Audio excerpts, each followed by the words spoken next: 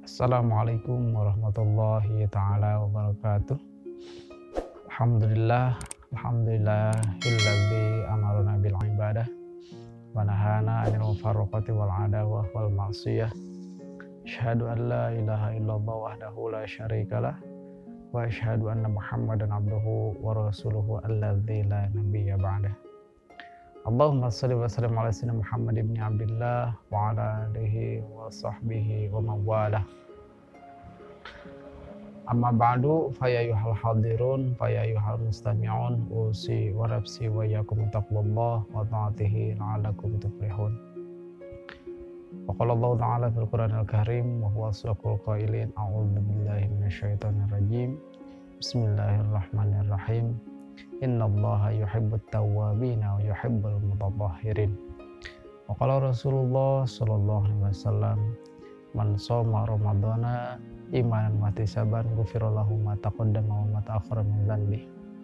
Shadaqallahul azim wa shadaqa rasuluhun nabiyul habibul karim wa nahnu ala dzalika minasyahidin wa syakirin walhamdulillahi rabbil alamin. Ahibail kiram rahimakumullah. Puji kepada Allah, alhamdulillah berkat inayahnya kita semua bisa melaksanakan lagi puasa di bulan Ramadan ini menginjak hari ke-10.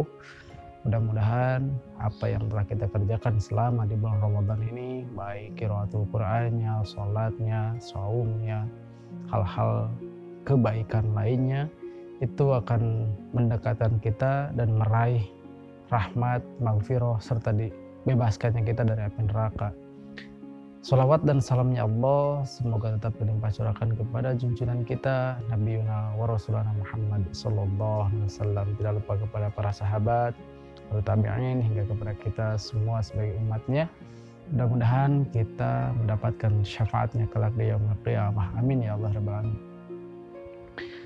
Baik ahibal kiram, sebagaimana telah kita ketahui kemarin bahwa Ramadan itu dibagi tiga. Masa di bulan Ramadan itu dibagi tiga. 10 hari pertama Allah menurunkan rahmat, 10 hari kedua Allah menurunkan maghfirah, dan 10 hari ketiga Allah memerdekakan atau membebaskan kita dari api neraka. Nah, ada golongan yang mana golongan itu bukan justru mendapatkan rahmat, mendapatkan maghfirah, dibebaskan dari api neraka, bal bu'dan, justru dia itu ketika masuk Ramadan itu bukan rahmat yang dia dapatkan, bukan maghfirah yang dia dapatkan, bukan pengampunan dari Allah yang dia dapatkan, tapi justru dia lebih jauh dari Allah Subhanahu wa taala sampai dia tidak tersentuh dengan rahmat dan maghfirah itu. Nah, mungkin apa pertanyaannya? Siapa orangnya? Lalu apa perilakunya?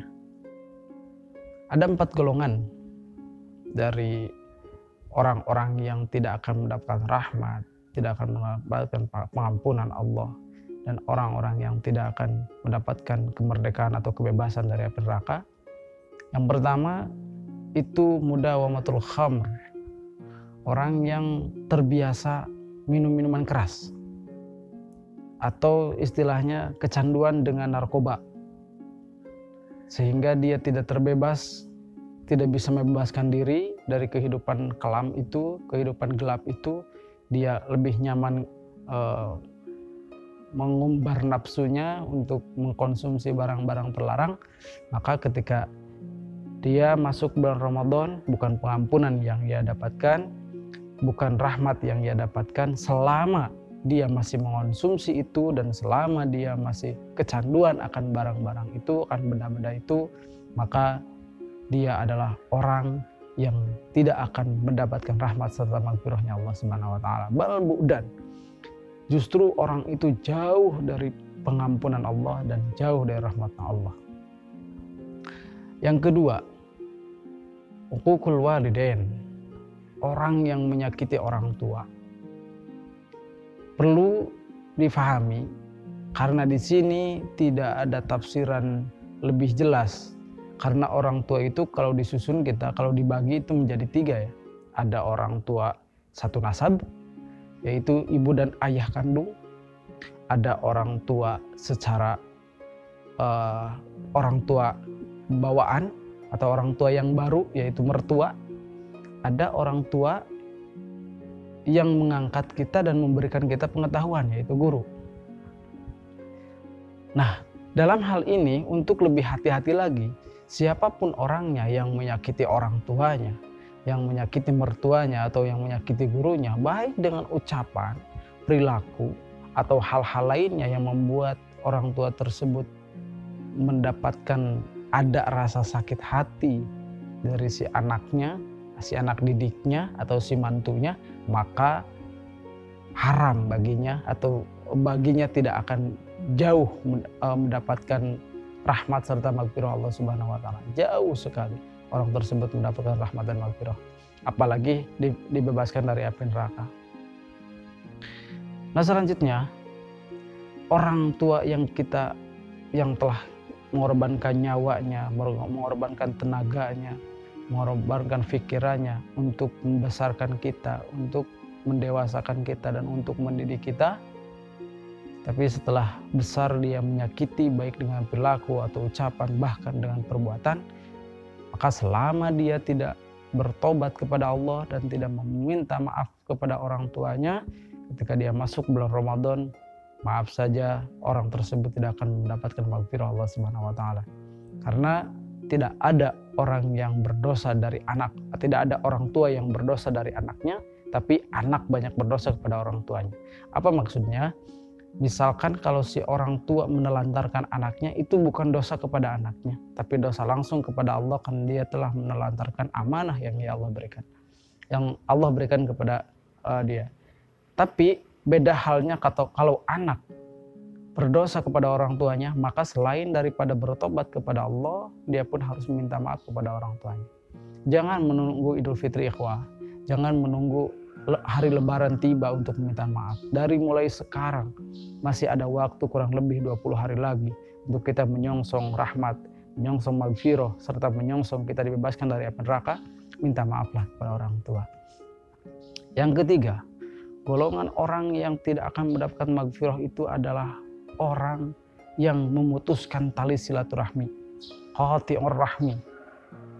Orang yang tadinya kenal, orang yang tadinya baik, karena ada permasalahan sedikit, karena ada permasalahan keluarga, masalah kesalahpahaman sedikit, menjadi putusnya tali silaturahmi, maka orang tersebut, maaf saja, tidak akan mendapatkan maghfirah Allah Subhanahu wa taala. Bahkan di hari kiamat kelak, ketika silaturahmi itu berkata, barang siapa yang menyambungku, maka Allah akan menyambung dengannya. Paman qata'ani qata'ahullah, barang siapa orang yang memutuskan aku, maka Allah akan memutuskannya. Pada hari di mana kita butuh pertolongan, tidak ada lagi kecuali pertolongan Allah. Di mana hari itu tidak ada lagi kasih sayang yang akan menyelamatkan kita selain dari kasih sayangnya Allah, maka silaturahmi dari sekarang, perbaiki kualitas kita, hubungan sosial kita, baik dengan keluarga, baik dengan tetangga, dengan saudara, dan hal-hal yang lainnya. Karena ibadah sosial itu sangat rentan dan memang sangat mendapatkan pahala yang besar, juga sangat rentan untuk terputus. Selanjutnya, orang yang tidak akan mendapatkan rahmat serta maghfirah Allah itu ialah musahin. Siapa orang musahin itu? Musahin itu ialah orang yang menyimpan rasa dendam, menyimpan rasa dengki, menyimpan rasa tidak suka, dan menyimpan kebencian di hatinya kepada orang sesama muslim. Jadi kalau kita mempunyai rasa itu, buanglah jauh-jauh dari sekarang. Mungkin bagaimana caranya? Untuk cara yang lebih sederhana dalam membuang rasa benci terhadap sesama muslim ialah dengan mendoakan yang baik-baik. Ketika kita benci seseorang, doakan ya dengan doa yang baik. Misalkan ketika dia melewat bawa motor, sementara kita benci terhadap orang itu, ya Allah selamatkanlah dia, panjangkanlah umurnya, berilah rezeki yang luas, berilah kehidupan yang berkah, keluarganya sakinah, anaknya solehah. Itu ucapkan hal itu supaya untuk mengurangi bahkan bisa jadi untuk menghilangkan rasa kebencian terhadap orang itu. Itu saja yang bisa saya sampaikan dari kesempatan hari ini, dimana kesimpulannya hati-hati dengan 4 golongan tersebut. Semoga kita tidak ada di dalamnya. Jangan menunggu kita di akhir Ramadan atau Idul Fitri atau Lebaran untuk meminta maaf kepada orang tua, untuk kita berhenti dari perbuatan-perbuatan terlarang atau makan makanan yang dilarang oleh Allah, dan untuk kita menyambung silaturahmi, dan untuk kita membebaskan rasa kita kepada sama muslim agar rasa itu tidak lagi menjadi kebencian. Nah, mudah-mudahan apa yang saya sampaikan menjadi ilmu yang bermanfaat bagi saudara, bagi ikhwah semua, dan mudah-mudahan kali ini, Lebaran kali ini atau Idul Fitri kali ini dapat kita raih. Dan mudah-mudahan di Ramadan kali ini usaha kita untuk menggapai rahmat, maghfirah serta ampunan serta kebebasan dari api neraka bisa kita dapatkan. Itu saja ya ikhwah yang mungkin bisa sampaikan. Mohon maaf bila mana ada kekurangan, kesalahan. Hadanallahu wa iyyakum ajmain. Usi wa nafsi wa iyyakum bitaqwallah. Akhirul kalam. Wassalamualaikum warahmatullahi wabarakatuh.